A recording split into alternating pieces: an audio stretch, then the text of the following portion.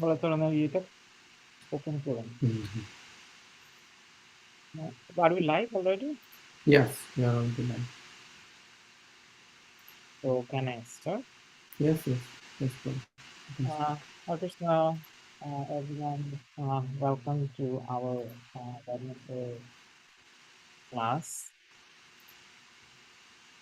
It's, I'm feeling very fortunate to meet all of you and discuss topics which I have been researching recently.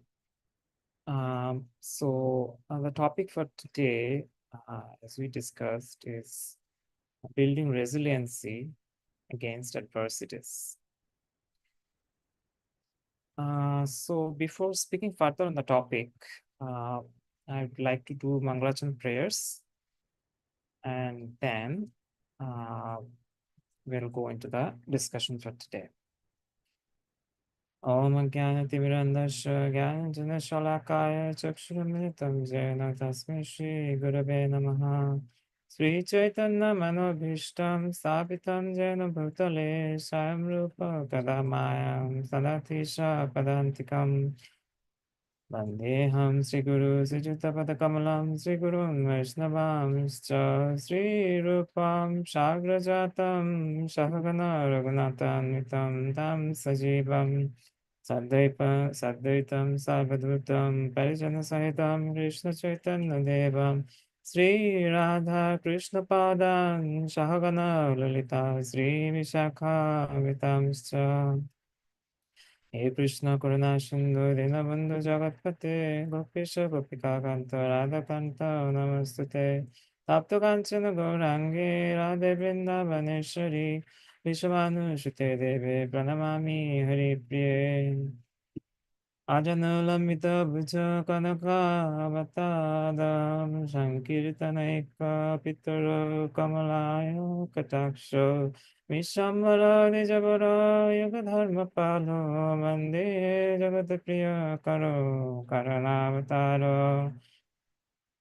वाञ्छाकल्पतरुभ्यश्च कृपसिन्धुभ्येव च पतितानां पावनेभ्यो वैष्णवेभ्यो नमो नमः जय श्री कृष्ण चैतन्य प्रभु नित्यानंद श्री अद्वैत गदाधर शिवासादि गौर भक्त वृंद हरे Krishna Krishna Krishna Hare Hare Hare Ram Ram Hare Hare.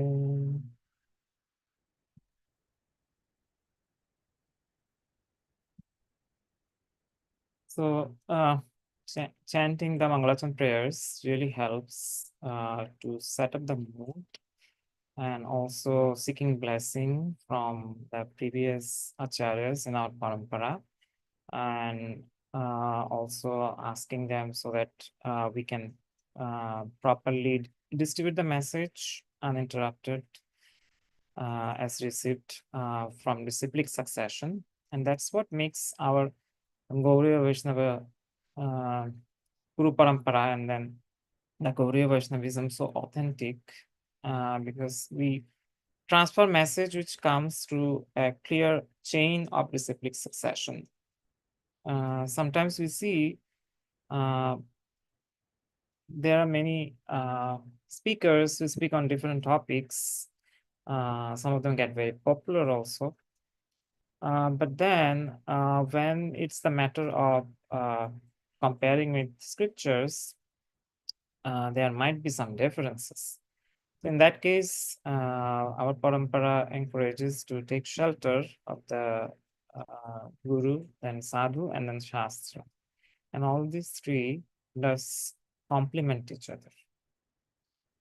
So this topic I chose today because, as I said before, I was doing some research on this, and everyone has to go through some level of adversities.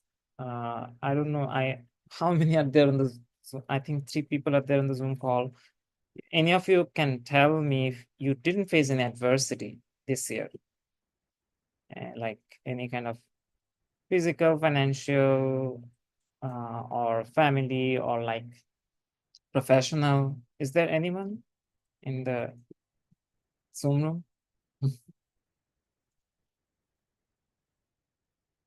Okay, so that is clear that all of us have to go through some adversities every day. And also those who are not in the Zoom room but listening online, you can also think I've what adversities we have gone through today. We are victorious while fighting against adversities sometimes. Sometimes we lose, but then after losing, there's always chances of learning. And so I actually was thinking of Srila Prabhupada. Srila Prabhupada actually faced so many adversities in propagating Krishna consciousness all over the world. His Guru Maharaj, his Grace Bhakti-Chandra Saraswati Goswami Thakur, gave him a simple instruction when he met him first time in Calcutta, in the Ultadanga, where Prabhupada just jokingly went with his friend to meet a new sadhu who has come, whom his friend was very much uh, praising and said, you should go and meet him, you should go also and you should get his blessing. So he was always reluctant, he went there. And whenever he entered inside the assembly, Bhaktivinoda Swami Thakur pointed out his finger and said, why don't you go to the Western world and preach Krishna consciousness? He was kind of shocked. He just went into an assembly and met this sadhu, clearly shaped, wearing saffron dress. And then that sadhu was asking him to go to the Western world to preach Krishna consciousness, which was a very, I'd say, dynamic concept because during those time nobody used to go outside of India without any especially those who are sadhus, they never used to go outside of India because it is considered that if somebody goes outside of India then and cross the ocean, then they get contaminated. But then we see for Krishna consciousness, it is also said in the Shastra, if somebody is going to preach or somebody is going to propagate Krishna consciousness, then that is fine, that's auspicious. So Prabhupada, when he was on the Jaladutta and he was coming to US, he had two heart attacks, not one, two. And he was discussing with his disciples later part when he established Krishna consciousness, he had a lot of disciples. He was one day just discussing in the room that see, normally it's said if somebody has three heart attacks, doctors say they are supposed to be gone. I mean, they are supposed to leave the body. For me, two of the heart attacks happened when I was in the Jaladutta, when I was coming to US. So I was thinking whether I'd leave or not, what Krishna has in his plan for me. And there was something interesting. The captain of the ship, his wife was an astrologer. So that wife was actually telling Prabhupada by seeing his horoscope that your 70th year will be very challenging. And he was actually on his on the ongoing when he was coming to US, he was near actually of being that age. But then on the 70th year, he had the third heart attack when he was 70 years. And then he was telling his disciples that actually I got paralyzed after the third heart attack, and there was nobody, no friends, family, nobody was there, only. And then I didn't have a lot of disciples to take care of me. But then Krishna helped me. Prabhupada had the faith on Krishna that though adversities are coming, time is hard, but Krishna's help will be there. And he got that help from Krishna.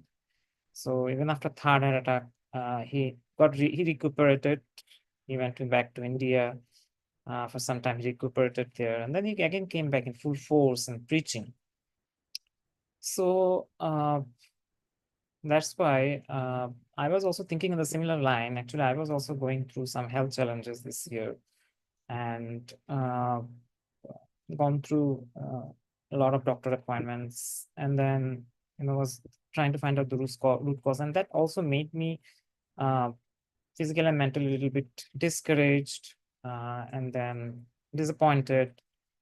But then how to continue during these times? So it was not a major issue. I know many people go through much difficult health issues than what have been. That's probably not that much insignificant, but still, I was thinking that all through this time when I was able to finally find the root cause of the problem, and then now proper treatment plan is there. But then all through the 6 months, then how I dealt with the situation, I was thinking on that line, and then there comes resilience, right? And during this type of adversity. So what is resilience?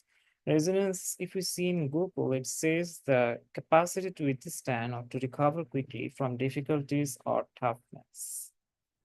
So then when a person is called resilient, so resilient person is resilience is the ability to move through and grow from difficult times. It's a skill you develop over time from the lessons and experiences you absorb as you grow up and face challenges.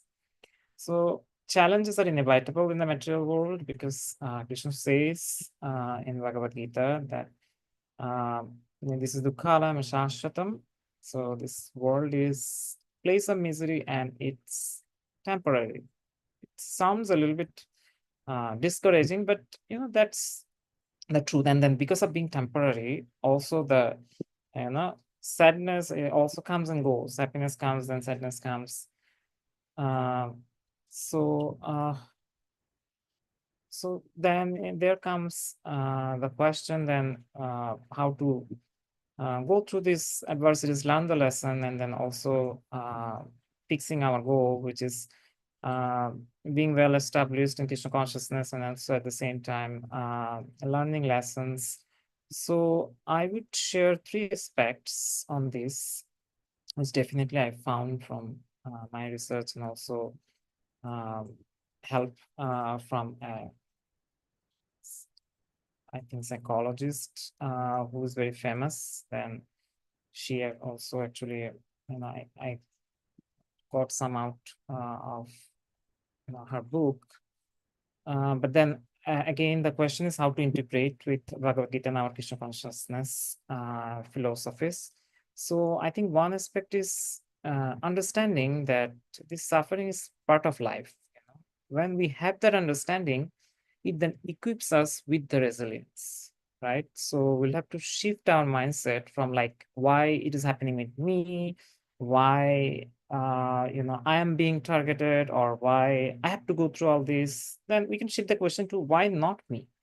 uh, there has been a very renowned tennis player who actually had a very high score in the game, but then what happened at the end, he was diagnosed with a terminal illness. Then his fans became infuriated. They actually started sending letters saying, "Oh, you are not that old." I think it was only around 40 that time, but then why you got this terminal illness? God could have, or there are other people who are fit in much older age. And he actually replied very nicely. He said, uh, when I was winning one after one championship, then I didn't ask God, right? Why me? And he gave in statistics like in tennis, we see that, you know, in national competition, only few people get chance to take part. Then international competitions like Wimbledon and all, very less. So then he was saying, then I own some of these international competitions. So I didn't say then why me. So now I don't want to ask that to God. I'd rather try to learn the lesson, and that's why not me. So having that mindset, we can see Lord Krishna actually mentions this in Bhagavad Gita. So if you go like that famous verse, Matra sparshas tu kanteya shitashnaska dukkada agamapayina niktas tamtitikshva bharata. So let me just check. Probably Ashramadatma, would you be able to open that verse on the screen and share? It's 2:14. Yes, Prabhu, let me open.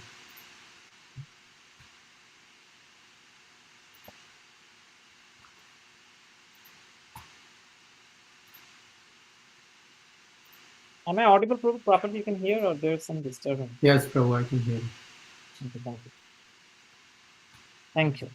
would you like to read through the translation? O And son of Kunti, the non-permanent appearance of happiness and distress, and their disappearance in due course are like the appearance and disappearance of winter and summer seasons. They arise from sense perception or scion of Bharat, and one must learn to tolerate them without being disturbed.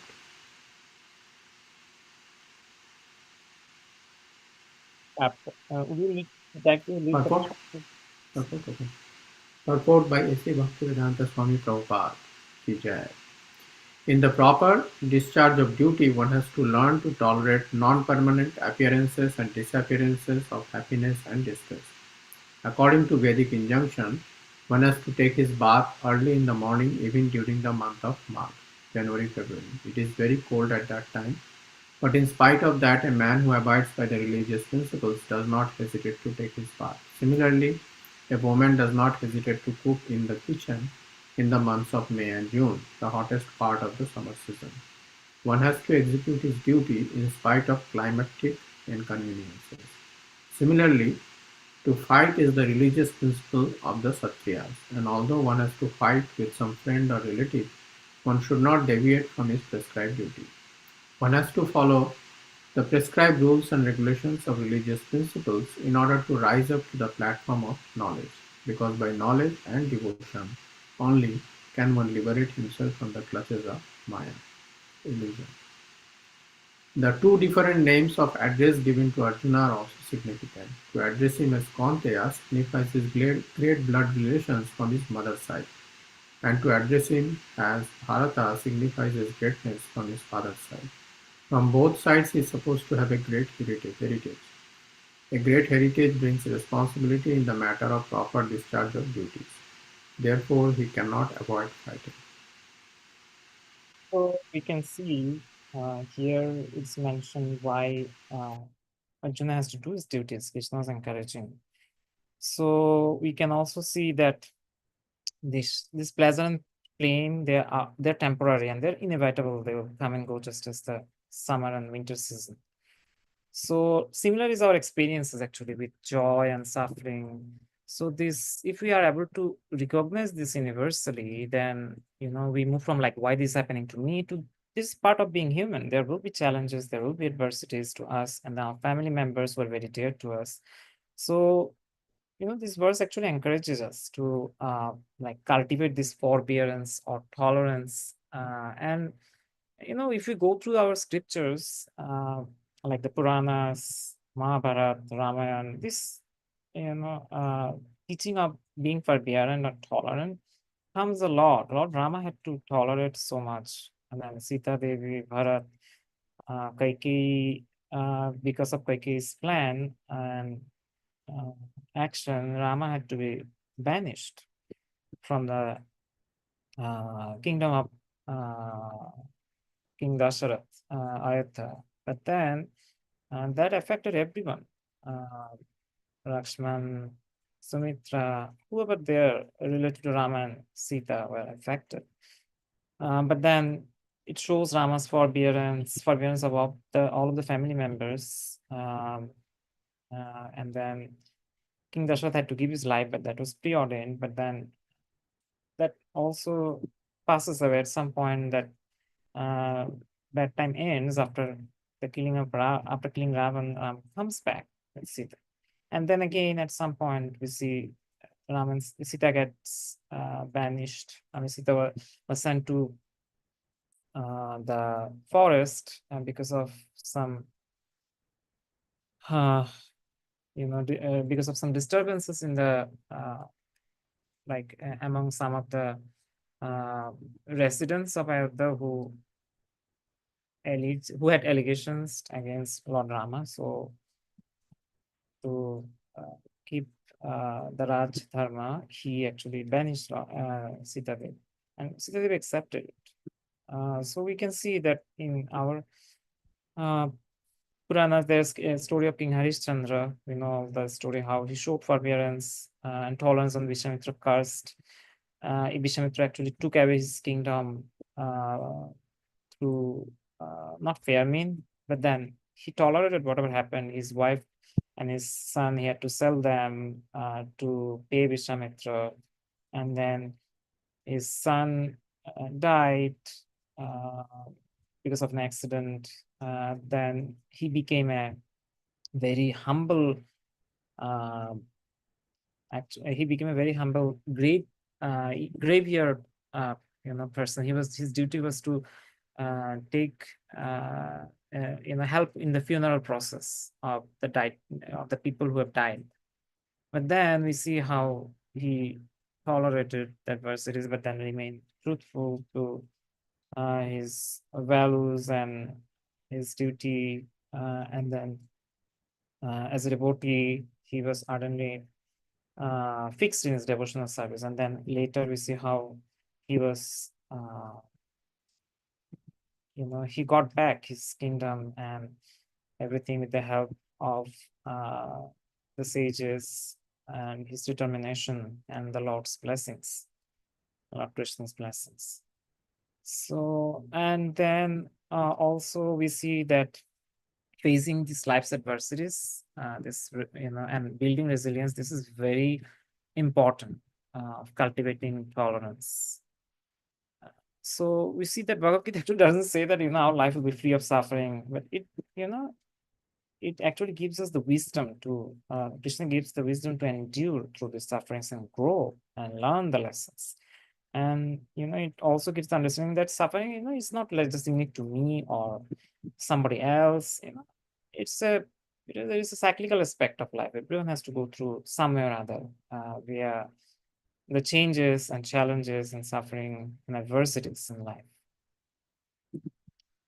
So I will go to the next verse. The next aspect I want to discuss about is, you know, we have to develop that mindset of focusing on what's good happening, even if a lot of bad things are happening around. Normally, our human tendency is to focus on the bad things which are happening because it just comes from our desire to be cautious, alert, and then prepare us for adversities. But then again, sometimes it can become a habit just to focus on the bad things which are happening around, rather than focusing on what is good. Every bad thing happening there, probably some long-term good may be there, which we might not be able to see. So having faith on the Lord and Lord Krishna, and then having faith on Guru and Guru Parampara does actually help to see that silver lining, that there is a beacon of hope. So even modern sciences also say this, that positive mindset, they say it in the corporate world also. It's a big, I think, uh, thing now, having a positive mindset, uh, cultivating positivity. There are big, there are leadership courses based on how to be more positive, uh, how to take things positively, and then having developing a mindset of focusing on what's good happening, or what good can come. If nothing good is happening, you can think about something good may come in future. Having that hope is very important. So you can probably go to this verse, chapter 2, verse 11.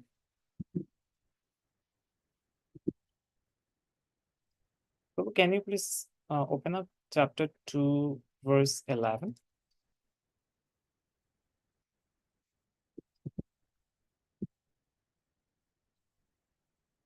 Okay. So I'll just read the Sanskrit. Sri Bhagavan Vacha Ashochayan Ashochayan Anvashochastvam Prabhav Vadamscha Bhasase Patasun Agata Sumscha Nanu Sochanti Pandita. So, what it is saying that the Supreme Personality of Godhead said while speaking, learned words, you are mourning for what is not worthy of praise. Those who are wise lament neither for the living nor for the dead. Uh, can we go to the purport and see how big is the purport? Yeah, I think anybody who is in the call, Chandni or Gautam, anybody would like to read the purport?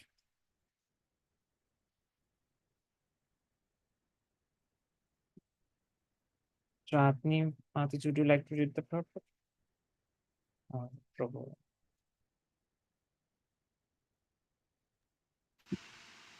The purport? Yeah, Okay. I'll do it. thank The you. Lord at once took the possession of the teacher, the chastised the student, called him indirectly a fool. The Lord said, "You are talking like a learned man, but you do not know that one who is learned, one who knows what is body and what is the soul, does not lament for any stage of the body, neither in the living nor in the dead condition." As explained in later chapters, it will be clear that knowledge means to know matter and spirit, and the controller of both. Arjuna argued that religious principles should be given more importance than uh, politics or sociology. But he he did not know that knowledge of matter, soul, and the supreme is even more important than the religious formulas. And because he was lacking in knowledge, he should not have posed himself as a very learned man, as he does not happen to be a very learned man. He was consequently lamenting for something which was unworthy of lamentation. The body is born as destined to be vanquished one day, or uh, vanquished today or tomorrow. Therefore, the body is not as important as the soul. One who knows this is actually learned, and for him there is no cause for lamentation, regardless of the condition of the material body. Thank you. So we see here that Krishna is saying that those who are wise, they actually focus on the eternal and unchanging, which is the soul, rather than being consumed by this loss and sorrow which are coming. So, this specific perspective really encourages us to like look beyond the immediate grief, or and then finding hope in enduring aspects, like what are some things that can focus on our attention, because Bashir Prabhu also says that where attention goes, energy flows. And I think I heard in one of his discussions, he actually mentions so many times, but then one of his other discussion, he was also mentioning about how he and Nirukula Mataji were discussing about how each one of their family members slowly they have passed away, like their parents, and then so we were saying that so nobody's gonna stay here forever. Everyone has to leave at some point. Obviously with that comes a lot of grief, losing dear ones, or losing opportunities, or just these adversities just create grief and hopelessness. So just trying to look beyond that immediate grief and finding hope, like in some positive aspects of life, just like at least I'm able to do my regular duties, I'm able to do my devotional service. So that way we can just focus on what is working. We see like modern psychology, they also focus like on building gratitude and having positive mindset. So even they suggest to make gratitude list every day, because what happens, it's psychologists say when somebody makes gratitude lists, that actually changes the mindset, and then it makes somebody more grateful. And when somebody is more grateful and more open, they can go through tough times easier, and they can also learn the lessons well, which every adversity comes with lessons. And for devotees, Krishna himself arranges sometimes adversities so that they can mature in their sadhana. Also, at the same time, their dependency on Lord Krishna increases. So that's why it helps to focus on the or move, direct our attention to positivity, and then for example, reading scriptures, then associating with devotees, being engaged in services which are fulfilling, uh, having quality relationships uh, with family, friends, and then also devotees in the community. And then, so all this really helps to uh, endure during times of hardship and adversity. So we can see there are some supporting verses in Bhagavad Gita, which like the abhyaktoyam, achintoyam, abhikayayam uchete, tasmat evam vidipainam, shochitamarhashi. This Bhagavad Gita verse 225. So it said that the soul is invisible, inconceivable, and immutable. Knowing this, you should not grieve for the body. Then there is, so it's saying that the soul cannot be seen, it's cannot be perceived with naked eyes, and it's imperishable. Nobody can perish the soul, immutable. So uh, is it immutable? I think is imperishable. I think it's the same. Yeah, it's unchangeable. Sorry, my apology. It means unchangeable, so it cannot be altered. So that way, since the soul cannot be altered, nobody can harm the soul. So that's why there shouldn't be grievance for bodily pain. But it's not easy. It's easy to say, difficult to do. We have to progress in our sadhana, and then hopefully by Guru and Krishna's mercy, that stage will come when our grief will become less for bodily discomforts. And during adversities, we'll be able to focus our attention to doing what is required, and then also focusing and being steady in Krishna consciousness. And there is one other verse, the Bhagavad Gita 330. Mai sarvani karmani sanyasya dhatma chetasa nirasir nirmana utpa yudhasya vigata jvara. Therefore, so the translation it says, therefore, O Arjuna, surrendering all your works unto me with full knowledge of me, without desires for profit, with no claims to proprietorship, and free from lethargy, fight. So here we see Krishna is encouraging Arjuna to surrender all his work unto him, and then being cognizant of Krishna, not seeking the result or the benefit or profit, and then not feeling entitled to be the person who's doing the work, because all works are actually performed by the three modes of material nature, right? As Krishna says in Bhagavad Gita. And that actually frees one from any kind of lethargy if they're feeling, or the to proceed and fight with these adversities. Actually, if we think, all of us are Arjuna because we are in the battlefield of life, and we are trying to go through this material nature. Obviously, Prabhupada used to say that the material world is actually flowing through one direction, but then devotees are trying to go through another direction, those who are practicing Krishna consciousness. So obviously there is a clash, right?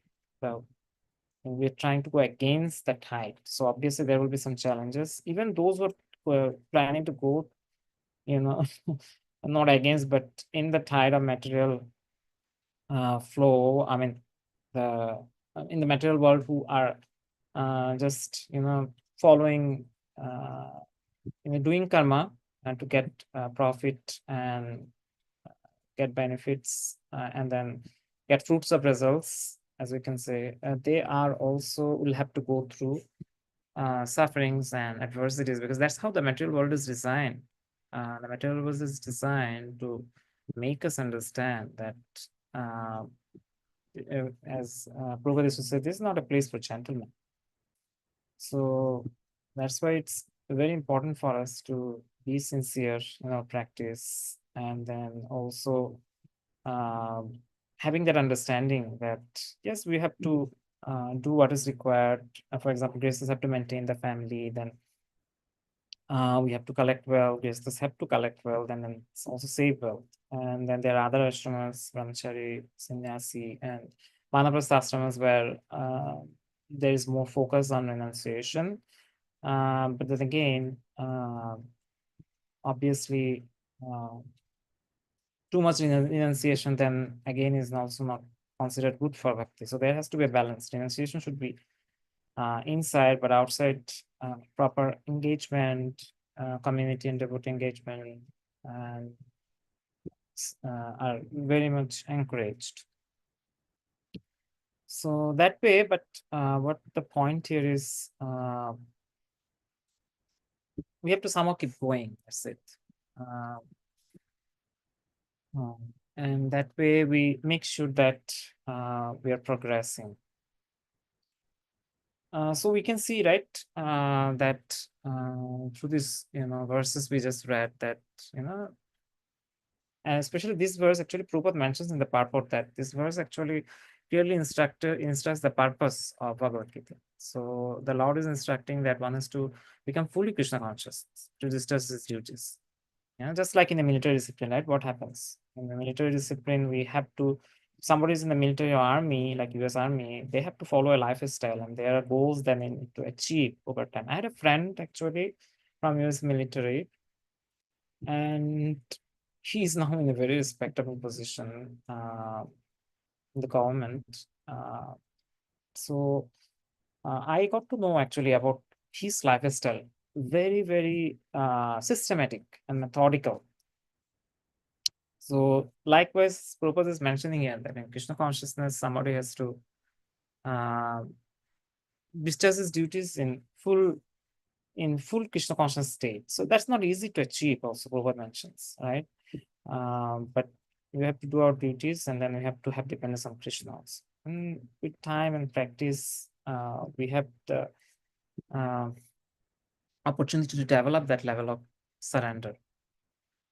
Because actually we'll have to understand that that's the constitutional position of the living entity, that we are servant and Lord Krishna is the master. So in Chaitanya Charitamrita it said, Ekla Ishwar Krishna Shakala Vitta Jare Joiche Nachaye Viche Kore Nitya.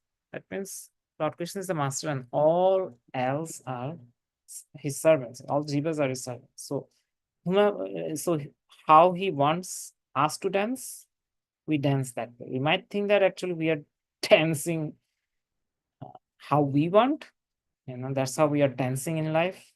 But actually it's not. We are dancing how the material world, specifically the three gunas, Satya, Raja, and Tama, the mode of goodness, mode of passion, and mode of ignorance, are instructing us.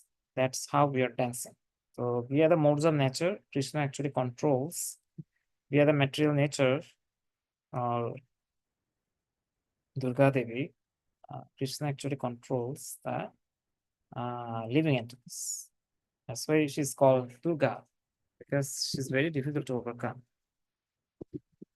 She has these three, she has a trishul. You know what is a trishul? There are, three edges. So each edge actually represents one of the material gunas, the Satya, Raja, and Tama. And then also it represents the three type of adversities which the material nature inflicts upon us: the Adidevic, Adibhautik, and Adhyatmik. So through these three types of like adversities, Adidevic is which one? Those which actually comes the external, specifically with the influence of the devatas, like thunderstorm, earthquake. Then Adibhautik is actually which travel we get from the body. Actually, the body is nothing else but a machine, which is important. We have to take care of the body. We have to take care of our health properly so that we can do our services in whichever ashram we are. Each ashram has assigned services. So we have to be in fit body to perform the services that we are allotted by our nature and also by the work we decide to do. So for that, it's very important to be healthy. So somebody actually asked Prabhupada to prioritize between health, chanting, and service. So Prabhupada, one of his disciples asked, Prabhupada said, number one is health, then important is chanting, and then service. So that's why we can see how it's important to remain in good health, or at least try to be in good health. So, but as we said, the living entity, they cannot be actually happy independent of the cooperation of the Supreme Lord. But because it's their constitutional position to be subordinate to the desires of the Lord. But since we have not been compliant or obedient, and we have tried to do things our way, that's why we are in the current situation we are in. So with that, I would go to the next verse that I wanted. But before that, I just wanted to bring up the third aspect about the building resilience is, asking this question to us. Whatever we are doing, like I'm doing this thing, is it helping or is it harming? So asking this simple question can have huge effect, because this actually gives us control over our healing journey. That can be healing from the trauma of adversities or healing from grief. People have to go through different griefs. Sometimes our loved ones pass away, or we don't get what we want, and that obviously creates grief and scope of healing. So then we have to be more careful. We have to ask this question in everything we do. Like, for example, if I'm not sleeping well, I'm sleeping very less hours or sleeping very late, is this helping or harming me? This is not helping, because it will make me more weak, and then next day I won't be able to perform my duties. And then another aspect is, probably we can ask, sometimes we see this, even, everybody is not supposed to go along with everyone. So we can personally think, like, which persons, when we associate with, makes, have positive influence upon us, and then which persons it's not, that, like, that kind of positive influence. But then we have to socialize, because of being a social person, we have to deal with everyone. But then there should be some discrimination. In general, those persons around whom we feel more positive, we get more inspiration, we need to associate with them. And even actually we see, there are some, ways, like is mentioned in Chaitanya Charitamrita, that if you see somebody chanting, Lord Mahaprabhu says, if somebody is chanting one time, chanting Lord Krishna's name, then you offer obeisances to that person. I'm just trying to find, or build out a thesis here. And then also Mahaprabhu says, those who initiated and they are continuously chanting the holy name of Krishna, then, I think, no, it's just that the first case, you just, offer your obeisances, from a distance, or to, uh, consider them that they are sadhu. But then if somebody is more sincere and dedicated, chanting Lord Krishna's name very dedicatedly, then with those type of person, offer like dandavats, flat obeisances. And then also we see those who are actually chanting Krishna's name all the time, like our acharyas. So whenever it's possible, there is possibility, take association of them, try to learn from them.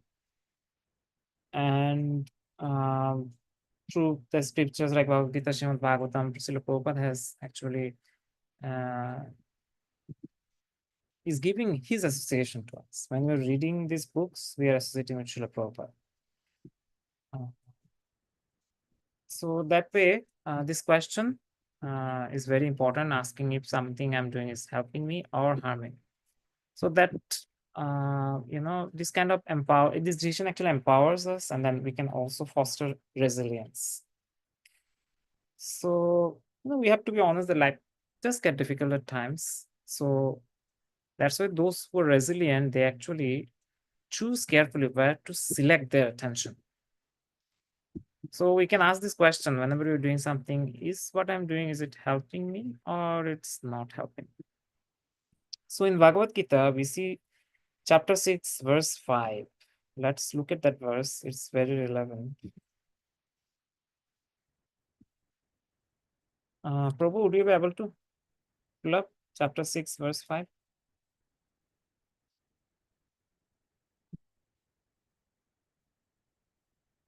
Yes. So,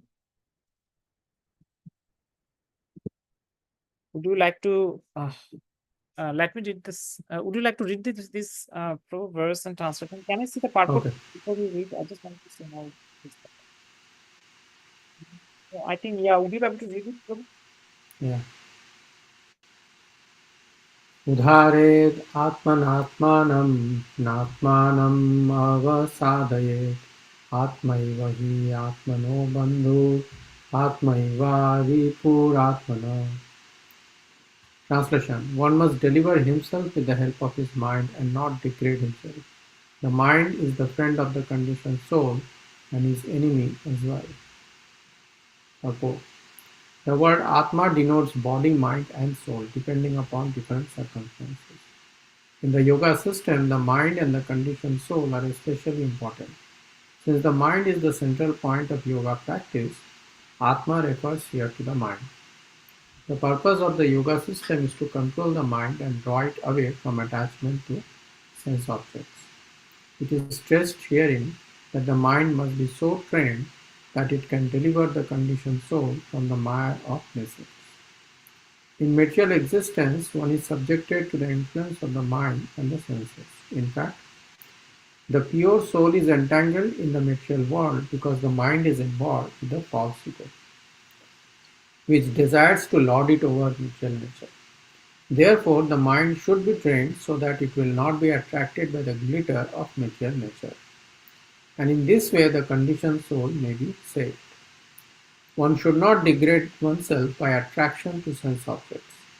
The more one is attracted by sense objects, the more one becomes entangled in material existence. The best way to disentangle oneself is to always engage the mind in Krishna consciousness. The word he is used for emphasizing this point, that is, that one must do this.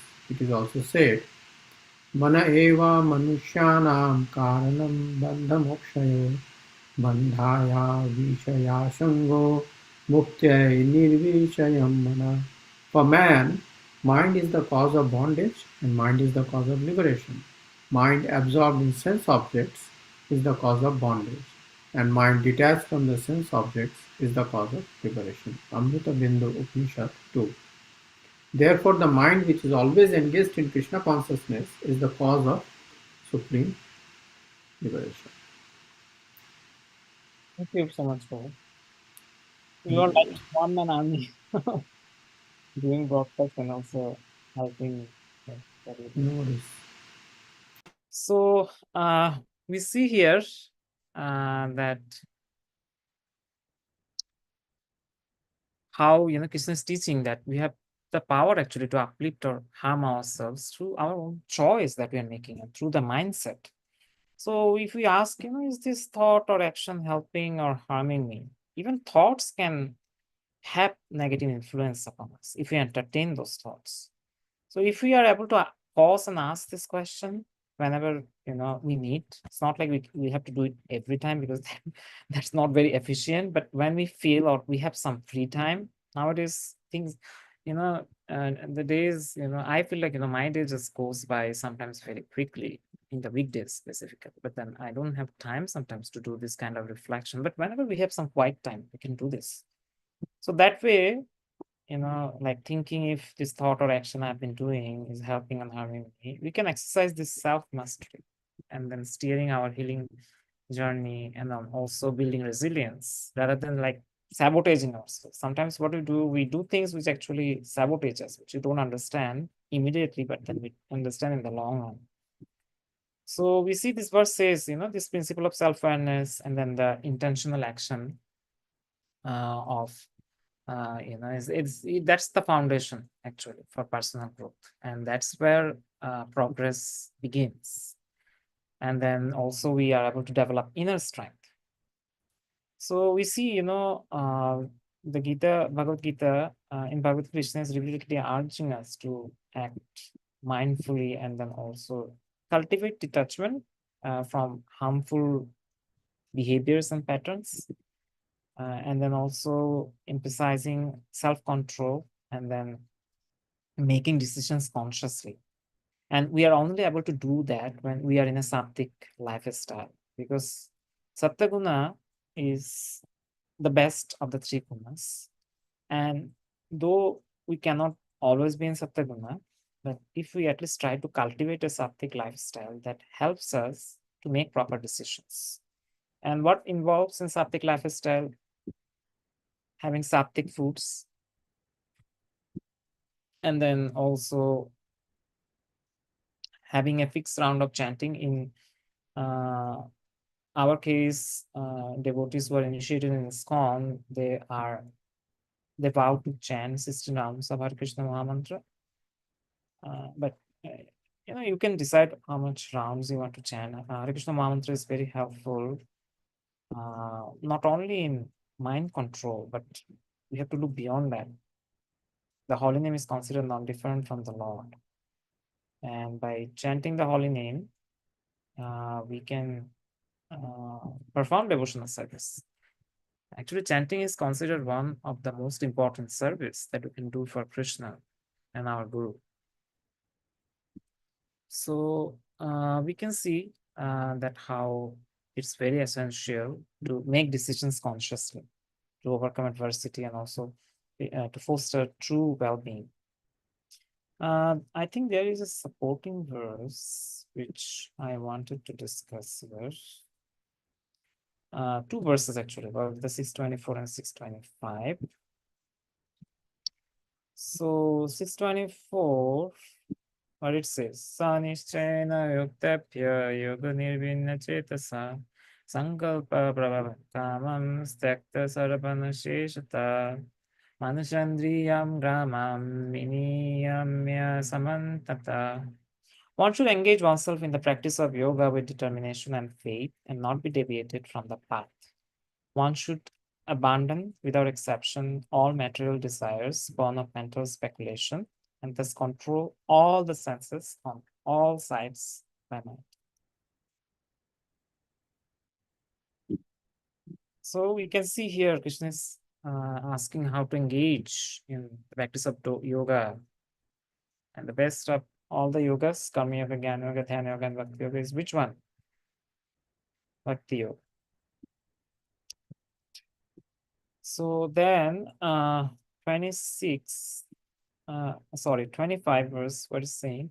Sanai sunai uparamaya dvidhaditi grihitaya atma samsthamana pritpa nakinchidapi chintayet.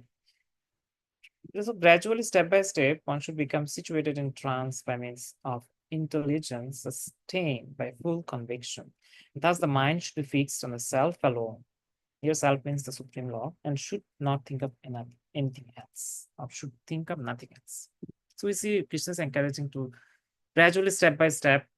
Somebody, if he is performing Karma Yoga, then they can either go through the yoga ladder, Jnana Yoga, Dhyana Yoga, and then Bhakti Yoga, or somebody can go directly to Bhakti Yoga by taking shelter of Krishna consciousness and Srila Prabhupada and the previous acharyas.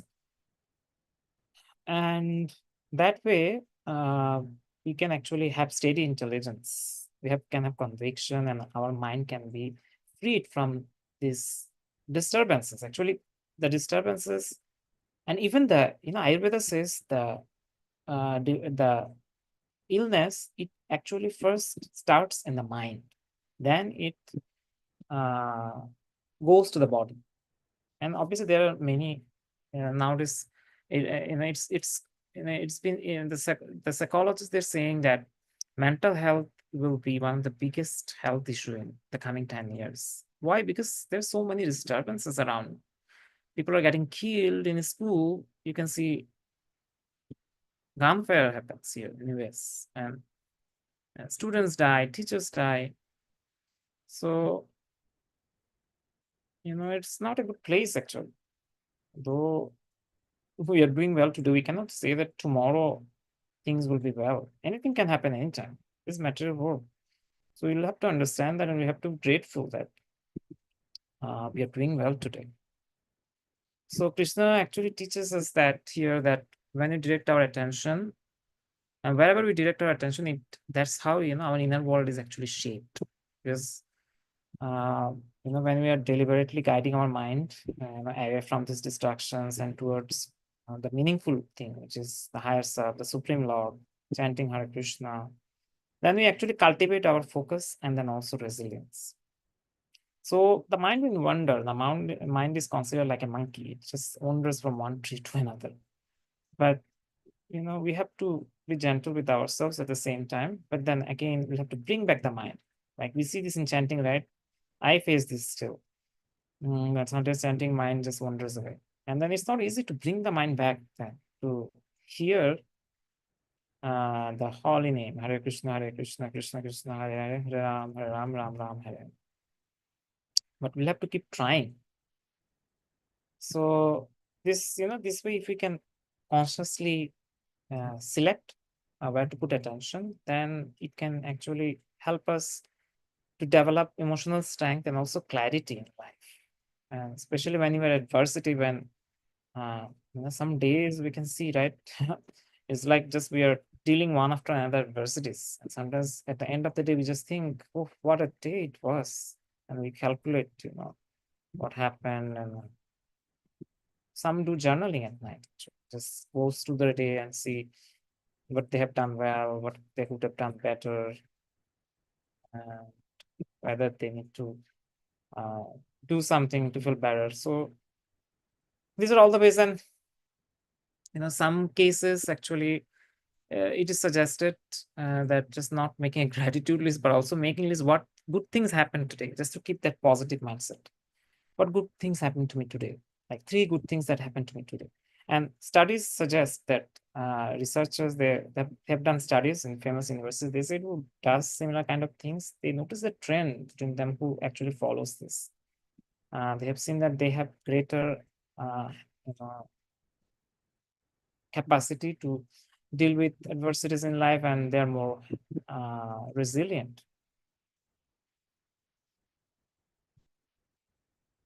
So, and then there are several other aspects, but rather going to those first, I'd like to hear from the audience, either online or present in the Zoom meeting, if and also from Ashram Mother Prabhu, if there is something they want to Very share. good, Prabhu. Let me just check online. And those who are on the Zoom, please feel free. It's a very interesting topic Prabhuji is speaking. So please feel free to kind of, unmute and give some comments or ask questions while I'm checking online if there are any comments or questions.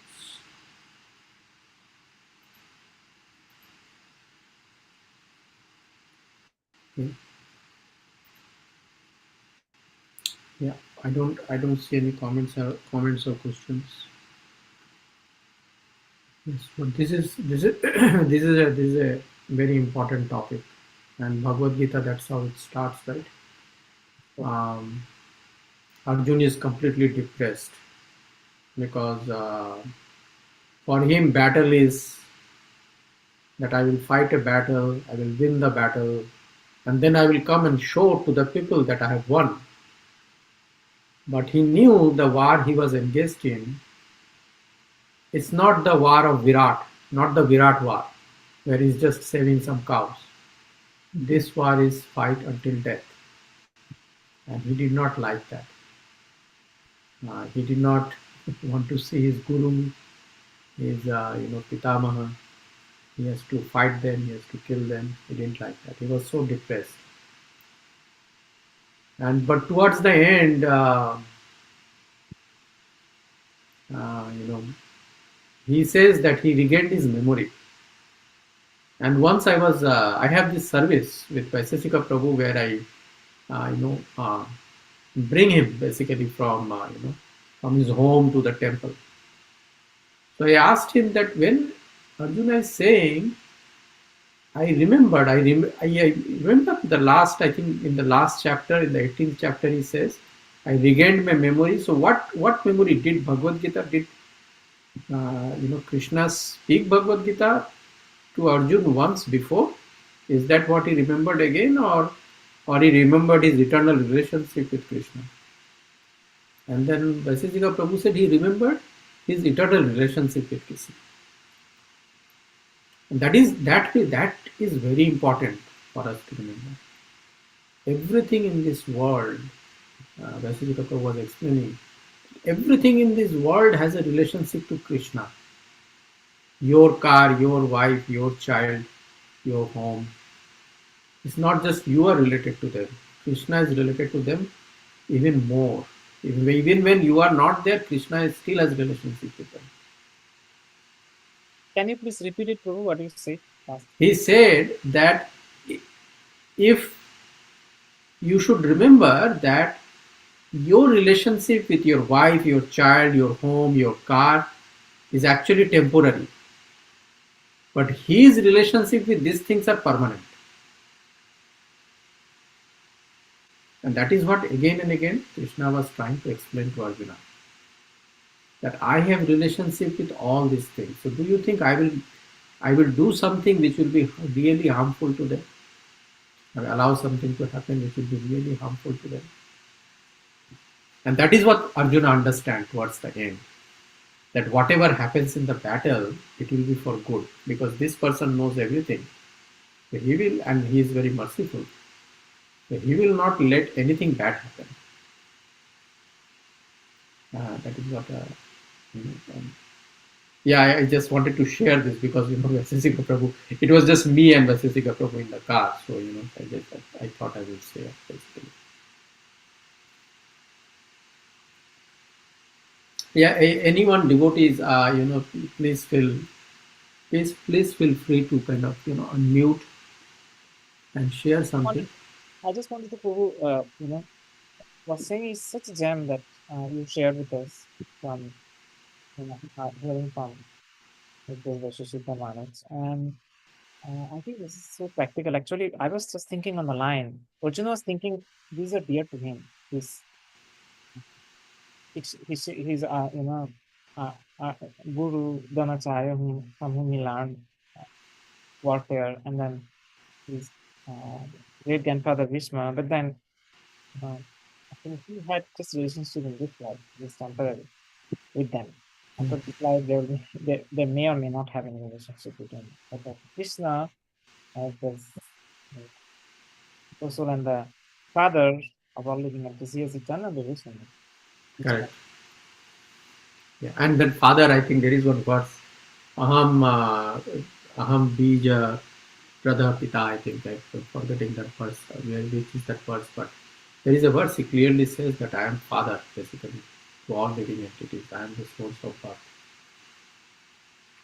So father will not cause permanent damage to his children. It appears to us basically that these damages are sometimes very violent and like earthquake and all those things happening, like volcano and war and all those things. But actually soul cannot be killed. That's what Krishna says, that you are actually your soul, right?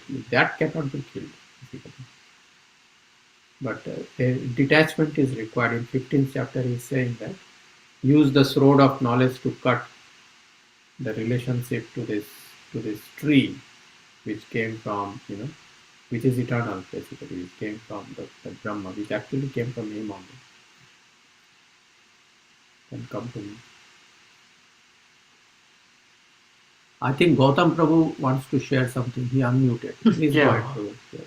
So, for me, this is actually more of a kind of a tough topic regarding, detachment from things around you as well as into the hard things in life.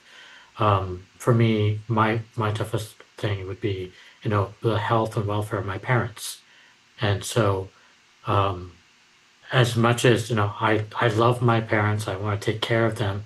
Eventually, they will have to move on in their life and their journey in each life.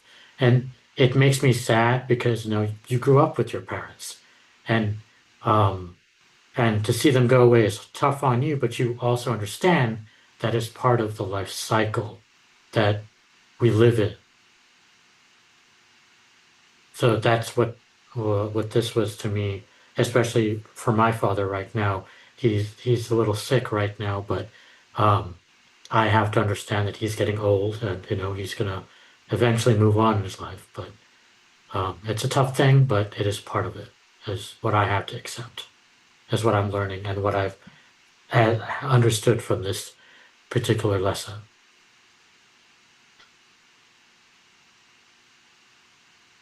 Sorry to Prabhu. Sorry, Gautam Prabhu, to hear about your father. That is going through difficulty. Of course, the parents are very dear to us, and when they're going through difficulty, uh, will happen that. But I like the positive mindset you have, and that's why having some, faith in Lord and having some spiritual knowledge helps. At the same time, sometimes it might not help during these tough times, but you have to understand that, as you said, uh, this is the nature of this world. It's called Nakkaloka. Why? Because everyone dies here. Nobody stays forever. Modern science, they're trying to invest in or invent ways that we can prolong the life and then stay forever. But it's not going to happen because that's not the nature of the world. But I think at the same time, what you can do as devotees, you can pray to the Lord during these hard times. With strength, courage, and also we can ask the Lord. As actually I learned it from his days by Shashti Prabhu. He prayed, and then also from my Guru Maharaj, who's an established Swami. So they said, if Krishna willing, when we pray, we say, if Krishna willing, to help my Ahura, my dear one, to get cured, or if you're willing, or there can other way of praying, do what is best for them, better than me. So obviously, all of the devotees were present here online to pray for Gautam Prabhu's father. And at the same time, thank you, Prabhu, for sharing with us.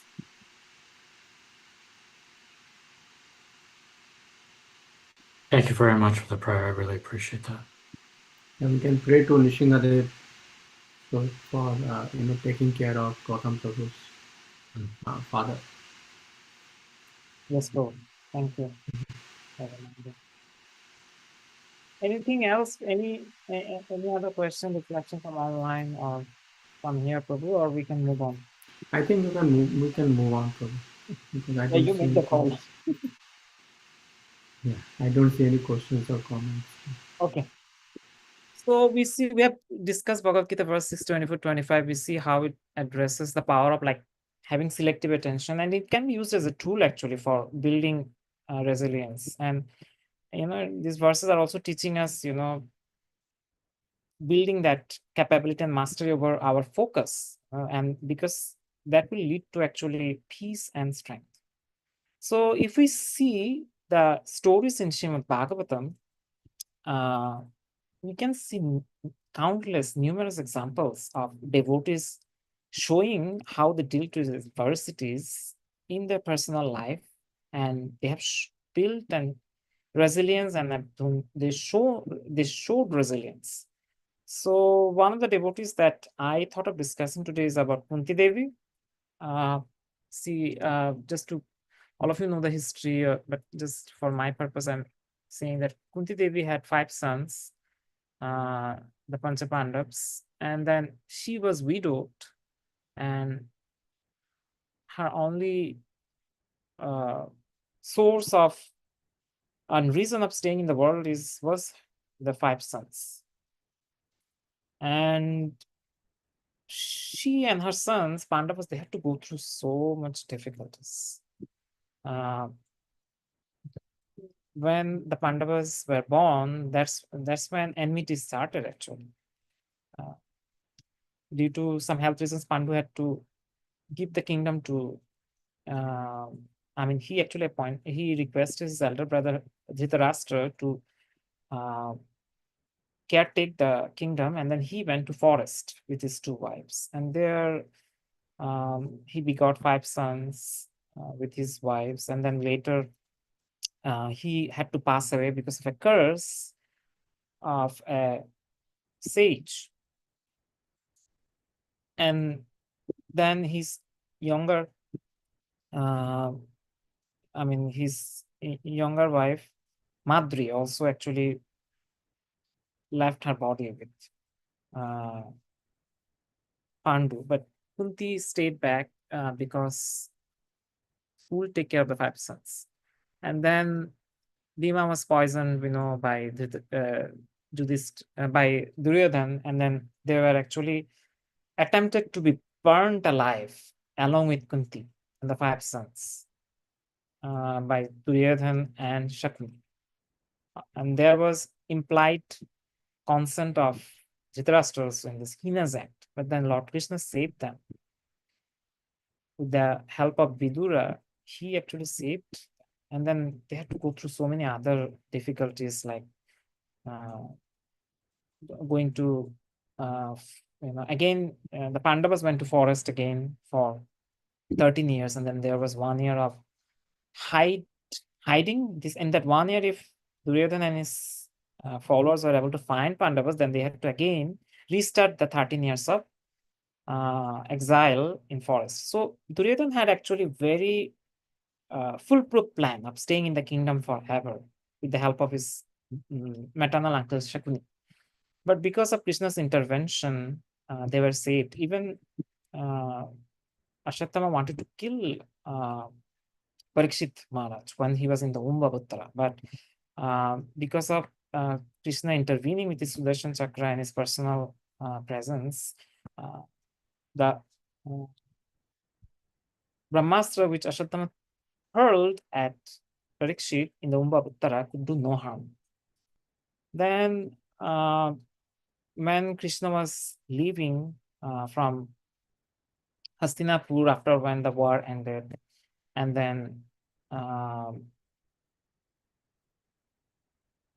all the families they grieved, and then later Parikshit was saved, and then when everything settled down, Krishna decided to leave for Dwaraka from Hastinapur. So then Kunti came to Krishna, Kunti Mahani, and then she offered very nice prayers.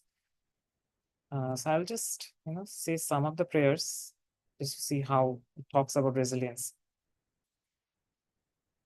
and facing adversities.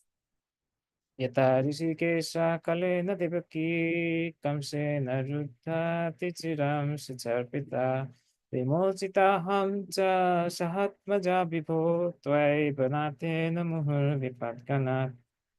O Rishikesha, master of the senses and lord of the lords, you have released your mother Devaki, who was long imprisoned and distressed by envious King Kamsa, and me and my children from a series of constant dangers. So Devaki was also under danger.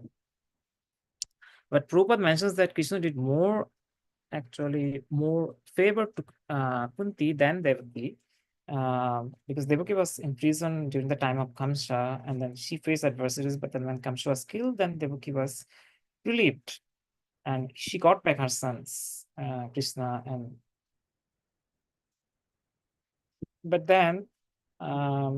her daughters. But then what happened with Kunti? Her husband died.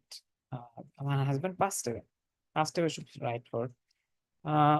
But then there were so many distresses. So, but Krishna actually saved her again and again, and her sons. So next verse, 624.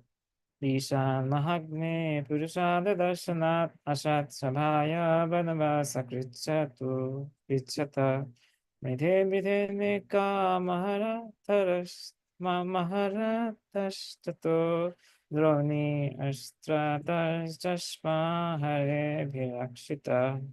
My dear Krishna, your lordship has protected us from a poison cake, from a great fire, from cannibals, from the vicious assembly, from suffering during our exile in the forest, and from the battle where great generals fought. And now you have saved us from the weapon of Aswathama. Text 25. Vipada santuta sasva tatra tatra jagat guru bhavata darshanam yatsad apnar bhavadarsanam. I wish that all those calamities would happen again and again, so that we could see you again and again. For seeing you means that we'll no longer see repeated birth and deaths. So we see Kunti has developed such resilience against adversities and grief and calamity. She had to go through loss of her husband and loss of her relatives, even loss of her grandsons. Like the 5 sons of Pandavas, they were killed after the battle by Ashwatthama. But she's still asking for these calamities to happen again and again, which at least I cannot ask. Who wants calamities? But Kunti realized that whenever these calamities will happen, the Lord will come to protect, either physically or through some other means. And that way, whenever she will remember the Lord, that's an assurance that she will not take birth again. Because if one remembers the Lord during the time of death, as said in Bhagavad Gita, he or she does not take birth again. Text 26. Janmashvarya Suta Sri Vir Edhapanam Dhapaman Neighbor Hati Abhidhatu Vai Tvam Akinchana Gocharam. My lord, your lordship can easily be approached, but only by those who are materially exhausted. One who is on the path of material progress, trying to improve himself with respectable parentage, great opulence, high education, and bodily beauty, cannot approach you with sincere feeling. So Kunti is very knowledgeable, and she is actually mentioning how those 4 kinds who are on the path of material progress, trying to improve themselves with respectable parentage, is not actually improving them. They get it from birth. And who have great opulence, high education, and bodily beauty, they actually cannot approach the Lord with sincere faith, because these acts are setback for them to approach the Lord sincerely. And this creates some level of ego and obstacles actually to surrender to the Lord. But then there is a way, actually, Prabhupada taught us to dovetail everything in Krishna's service. So if we can somehow dovetail these aspects in Krishna's service, like for example, if we have opulence, if we donate for propagating Krishna consciousness, such as book distribution or in the temple, some portion of our income, that way we are able to dovetail our opulence in Krishna consciousness. If we invite devotees, then if we feed the devotees, probably sponsor in Sunday feast sometimes, that way we are able to engage the opulence in Krishna's service. So in that case, by dovetailing whatever we have in Krishna's service, we can progress in our path to surrender to the Lord. It's a process. We sometimes we can think that we can surrender just now, and then 1 hour later, if we think deeply, that surrender is not there. So Kunti Maharani has actually, Kunti Devi has imparted some very important instructions, and I thought of discussing them. So today we discussed about building resilience with light from Bhagavad Gita and Srimad Bhagavatam. And also we discussed how to face calamities and how to learn lessons and then progress in life. And then proceed to our ultimate goal, which is developing loving devotion for the Lord, and uh, being a servant of the servant of the Guru Parampara, and the and Lord Krishna. So I think that's all I had to discuss today, and I would request Ashima Prabhu if something. Is there some question or anything there is that somebody wants to share, or if Prabhu want to share something? Hi, all everyone on the Zoom call. Please unmute, and if you want to say some final words, you can go ahead and say while I look into the online if someone has posted any questions or comments.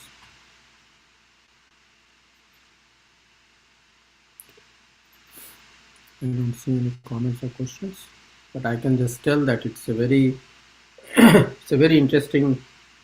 I won't say interesting definitely, but it is a very uh, important topic.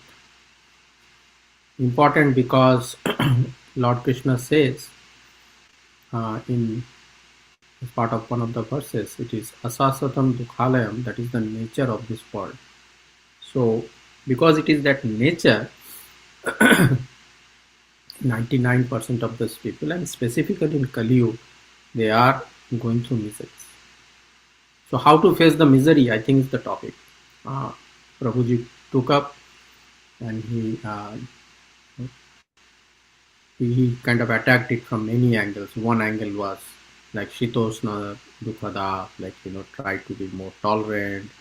He also took it from another angle, saying that whatever I'm doing, when there is adversity, we should always ask whether it is really helping me or not. Right? If something is not helping you, then either you change yourself or you change your circumstance. Right? I think that's what he said. Um, and then also from Bhagavatam, he kind of summarized with the famous prayers of Queen Kunti, where normally ordinary souls like us will not ask, but she did ask. Basically, the most important thing is to finish this this business of misery altogether, completely. And how we do that? We ask for more misery in this life, so that we remember Lord Krishna. And when we remember Lord Krishna, that's what Lord Krishna says multiple times in the, I think, in the 8th chapter and other places, that whatever we remember when we leave this world is where we go. And he's asking Arjuna to always focus on him, that is Krishna, so that he's in Krishna consciousness, so that when we leave, we go to where Krishna is. And Lord Krishna says in 7th chapter that whoever goes to his world never comes back. So I think that is what Queen Kunti was asking, that more and more misery in this life means more consciousness of Krishna. So there is a much higher chance that when we leave this life, then we'll remember him. And that is the ultimate goal. Thank you. And I would say, Prabhu, if probably as me, I'm probably not that level of asking that, more misery already with a lot. Yeah. No. Normally, even I am also not at that level, but I'm just trying to. Tell. So, on behalf of people, when Queen Kunti is asking, what does she really mean, basically, right? Definitely. To And be always in Krishna consciousness. That's what yes, she's trying yes, to do. and that's why, Prabhu, I was thinking, when at least we are in misery, then we can take shelter of the Lord. And then three topics I discussed. One is, I would say it's like three secrets to be resilient. One is understanding that suffering is part of life. When we understand that, we ask, we don't ask why me, we ask why not me. Yes, And that then, was also. and the second thing is focusing on what's good, even when we are in grief or any kind of adversity. That really acts as a beacon of hope among negativities when we focus on some positive aspect to increase our happiness. Third thing that I wanted to is asking, when you're doing something, if it is helping or harming, that gives the control over the healing journey, if you're breathing, or at the same time, you can empower decisions and then you can foster our resilience. Thank you. Thank you, Prabhu. Thank you, Nitish. Thank you, Prabhu, for the important feedbacks. Those were really helpful and that really tied well with the class. You kind of give a lot of emphasis on Bhagavad Gita reading and you share those in your classes and attend the class.